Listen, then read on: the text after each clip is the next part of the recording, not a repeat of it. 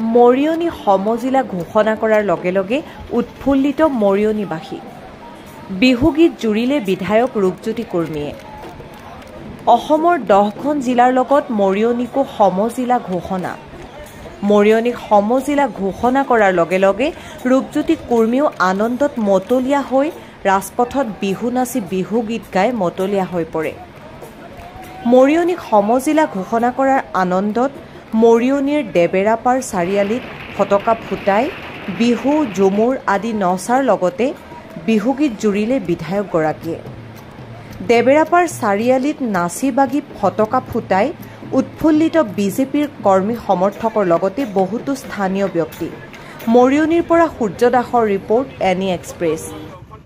ভাৰতৰ স্বাধীনতা হোৱাৰ পিছৰ পৰাই বিভিন্ন সময়ত মৰিয়নি সমষ্টিৰ ৰাইজে দাবী কৰি আহিছিল এটা স্বতন্ত্ৰভাৱে সুকীয়াভাৱে মহকুমা।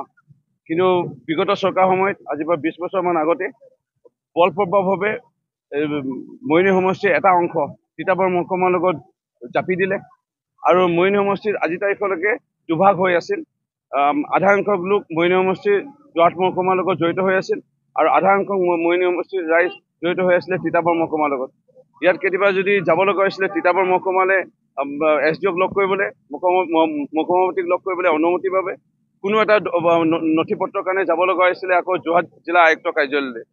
এনেধৰণৰ যিটো ৰাইজৰ টকা পইচা অপচয় হৈছিল, মানুহৰ সময় নষ্ট হৈছিলে, ইপিনে ইপিনে ঘূৰি ফুৰা যিটো এটা সময় নষ্ট, টকা পইচা নষ্ট, এই কথাবোৰ আজি দূৰ কৰি আজি মাননীয় মুখ্যমন্ত্ৰী মহোদয়ে তেখেতে 2021 চনত দায়িত্ব লৈ নতুন ন পদক্ষেপ অসমখনক আগুৱাই লৈ যাবৰ বাবে যি সংস্কাৰ, প্ৰশাসনিক সংস্কাৰৰ কথাও আজি আনিছিল আৰু কথা দিছিলে নতুনত্ব এটা অসমক আনিব বুলি।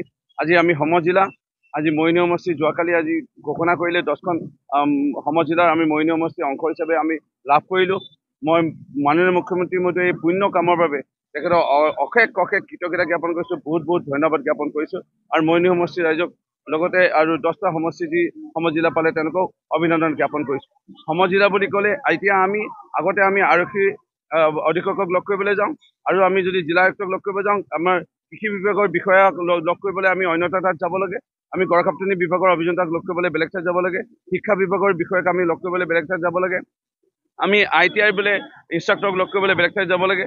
অৰ্থাৎ আমি বেলেগ ধৰণৰ বেলেগ স্থানত বহুত দূৰত্বত থকা বিষয়াসকলক আমি লগ কৰিবলৈ গৈ আমাৰ সময় নষ্ট, টকা পইচা নষ্ট হৈছিল। এতিয়া সমজিলা বুলি কোৱাৰ লগে লগে আমি এটা স্থানতে আমাৰ সমূহ বিষয়া ঊৰ্ধ্বতমকে পৰামৰ্শ কৰি একদম নিয়ন্ত্ৰণ বিষয়াসকলক এটা স্থানতে পাম।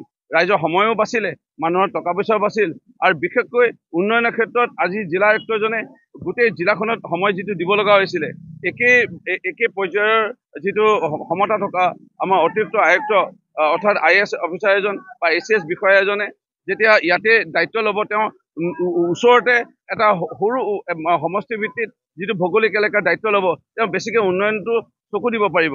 কাম কাজসমূহ ন্যায়কৈ কাম কৰাৰ ক্ষেত্ৰত, পালন কৰাৰ ক্ষেত্ৰত চকু দিব পাৰিব। বিষয়াসকলৰ জৰিয়তে তেওঁ ৰূপায়ণটো ভাল ধৰণে কৰিবলৈ পাৰিব। সেইকাৰণে উন্নয়নৰ দিশত মাননীয় মুখ্যমন্ত্ৰী মহোদয় ডক্টৰ হিমন্ত বিশ্ব শৰ্মা ডাঙৰীয়াৰ এই 9 পদক্ষেপে নতুন এটা দিগন্ত সূচনা কৰিব সমগ্ৰ ৰাজ্যত আৰু আমাৰ মৰিয়নি সমষ্টিত। মই এই বিহুৰ এটা ডাঙৰ উপহাৰ, আমাৰ চবতকৈ ডাঙৰ উপহাৰ মাননীয় মুখ্যমন্ত্ৰী মহোদয়ে সমজিলা প্ৰদান কৰি মৰিয়নি সমষ্টিৰ ৰাইজক যি সন্মান জনালে, তেখেতলৈ আমি বিহুৰ বহুত শুভেচ্ছা অভিনন্দন জ্ঞাপন কৰিছোঁ আৰু আমি ভগৱানৰ ওচৰত, ঈশ্বৰৰ ওচৰত প্ৰাৰ্থনা কৰিছোঁ তেখেতৰ দীৰ্ঘায়ুৰ বাবে, সুস্বাস্থ্যৰ বাবে আৰু তেখেতে যেন আৰু জ্ঞান বুদ্ধি নেদেখাজনৰ পৰা লাভ কৰি আৰু অসমৰ লগতে আমাৰ মৰিয়নি সমষ্টি বিকাশ কৰিব পাৰে। অতিকৈ চেনেহৰ মুগাৰে মুহুৰা, তাতোতকৈ চেনেহৰ মাকো, তাতোতকৈ চেনেহৰ আমাৰে বিহুতি, নাপাতি কেনেকৈ থাকো, কুঞ্জলতা কপৌফুল ফুলি আছে, ফুলি আছে, নাচনী ভণ্টিক ঢুলিয়াই মাতি আছে, মাতি আছে, নাযাওঁ বুলি নকবা বেয়া পাব, বেয়া পাব, চিৰদিনৰ কাৰণে বিদায় ল'ব।